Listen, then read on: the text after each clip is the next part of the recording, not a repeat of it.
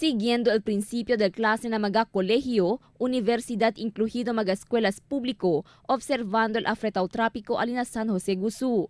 Pero anticipaya que el más afreta pa el tráfico na lugar, el momento principia ya el proyecto del Department of Public Works and Highways para ancha con el camino. Según con el barrio Capitán Joel Esteban, no hay pa man claro si cuándo principia con el demolición del camino, pero preparado ya según el barangay na posible mas afretado tráfico na lugar en coordinasyon na DPWH.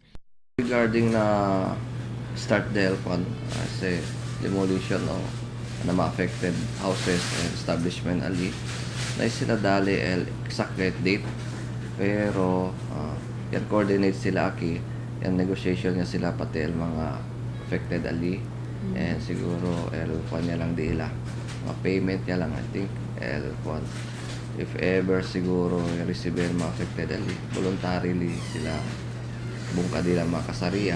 Na proyecto de ancha con el camino, el bungka con el cuantos classrooms de la escuela elementaria. Además, esperanzado también sale afectado el cuantos caserías local na canto del camino.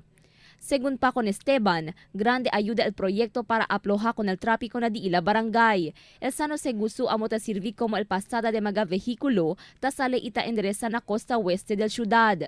Na montón del vehículo ta pasa cada día, ta causa este tráfico por causa que jutay el camino. Ma-coordinate sila aki and they out with them mga tanod ready tamen man-assist kanila. And sabi yung el contractor, tinigit sila mga traffic personnel ta na-assign. Según pa con Esteban, fuera na main road, de más reciente ya hace también esfuerzo el barangay para sementa con otro camino na barangay que ta conecta para na San Roque.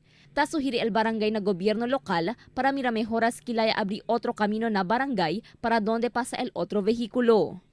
Crystal Almonía, Dateline Zamboanga.